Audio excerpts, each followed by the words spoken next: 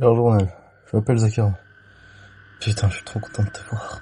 J'ai attendu bien longtemps avant d'avoir un journal intime. Et j'ai carrément personne à qui parler. Je vais avoir 14 ans ce matin. Et je pense que c'est mon plus beau cadeau. Aujourd'hui, personne m'a souhaité joyeux anniversaire. À part mes parents et ma sœur. Tout le monde m'a ignoré un peu. Personne n'a voulu rester avec nous. Je lui mangeais tout seul à la cantine, pendant que les autres parlaient dans mon dos. Les gens pensent que je porte malheur. Ils disent que c'est ma faute si Capucine est morte. C'était ma meilleure amie. Elle me manque. J'ai personne d'autre à qui parler. Vendredi, 20 janvier 2012. Cher journal, je suis trop content de te reparler. La journée a été vraiment longue sans toi. En cours de chimie, une fille qui me déteste a commencé à m'insulter. Limite à me clasher devant toute la classe.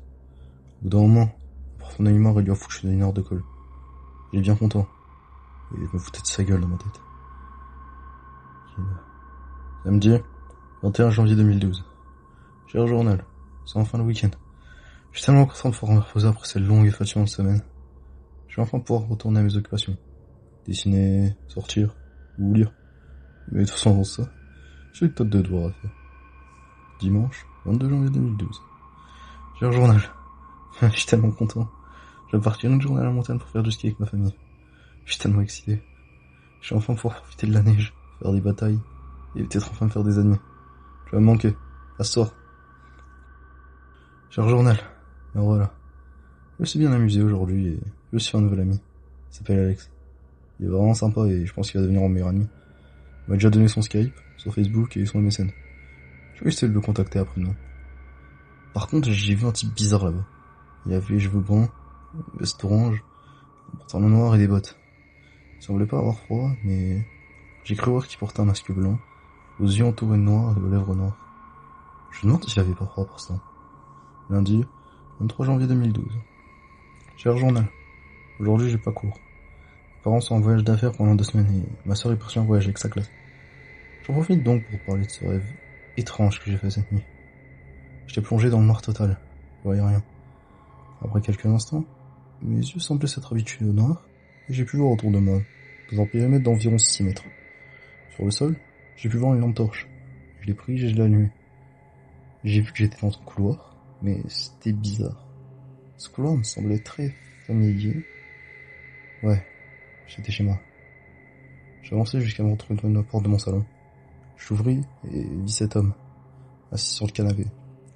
Il me fixa pendant quelques temps et je pouvais entendre sa respiration. D'un coup, il se leva et courut vers moi. Je me suis mis à courir vers la cuisine et là, il fit un croche-patte. Je suis tombé violemment sur le sol. Je sentis une douleur atroce sur le tibia gauche et n'arrivais plus à me lever. Il avança vers moi, doucement. Je sortis un couteau de sa poche et me poignarda dans l'estomac. C'est à ce moment-là que je me suis réveillé. Et le plus bizarre, c'est que j'avais un énorme bleu sur mon tibia et que j'avais putain de mal au ventre. Mardi, 24 janvier 2012. Cher journal, cette nuit j'ai fait le même cauchemar. Sauf que cette fois, j'avais un bleu sur l'épaule et au lieu de me poignarder, il m'a égorgé. Je me suis réveillé, j'avais un nouveau bleu sur l'épaule et une énorme douleur à la gorge. J'ai vu une tache de sang sur mon coussin. Je commençais à avoir vraiment peur là. J'étais en direction de ma salle de bain, me débarbouiller le visage. Et là, j'ai vu les traces d'une coulée de sang sur ma joue. Une cicatrice sur mon cou. Cette fois, j'ai vraiment peur. Après m'être habillé, j'ai préparé mes affaires et j'ai pris mon petit déjeuner pour aller au collège. J'avais vraiment pas envie d'y aller. Cette journée fut vraiment longue, comme toujours. Je me suis retrouvé dans une solitude toute la journée. Comme toujours, cette fille s'est encore mangé une heure de colle pour m'être foutu la honte. Super.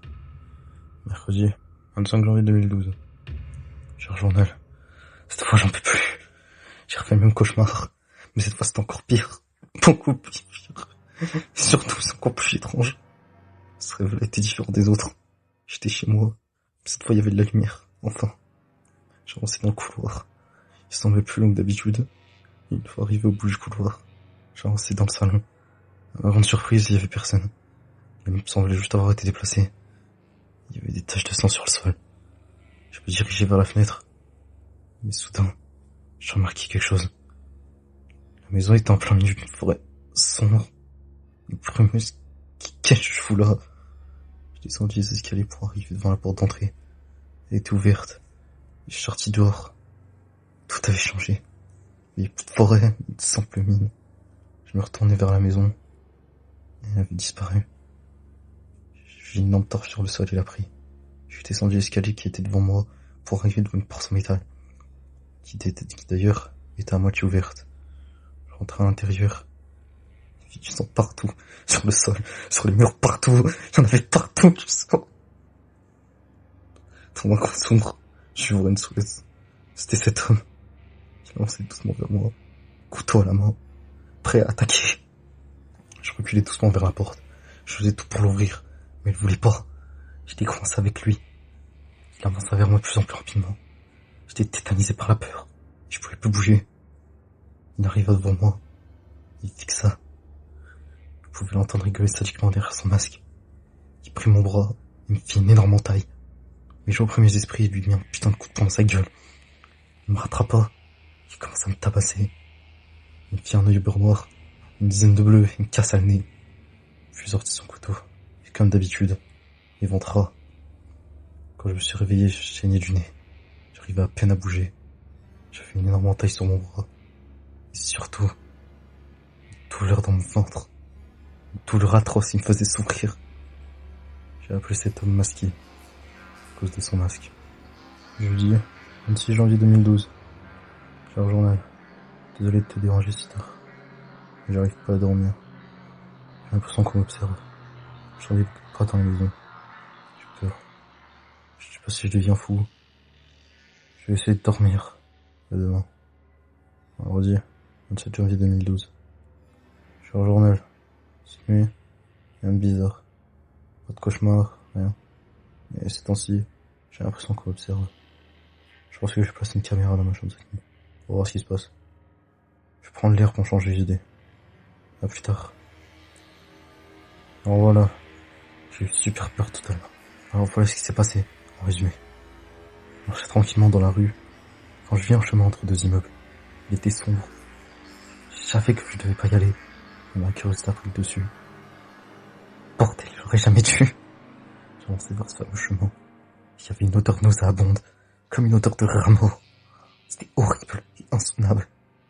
À peu près à 5 mètres de moi, je vois une silhouette sombre s'avancer vers moi. C'était lui.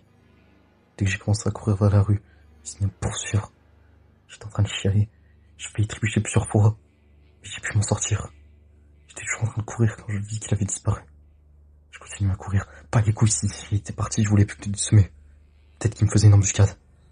J'étais enfin arrivé chez moi. Je ferme la porte à double tour. Toutes les fenêtres. Ils me sont fermées. Bon voilà. Encore en train d'écrire. Putain, quoi ça apporte. Personne verra ça de toute manière. Je suis bloqué avec lui. J'attendais pas. Je viens d'entendre un verre se briser. Il m'a apporté. Je l'entends arriver. Il essaye de défoncer la porte. Je suis fini.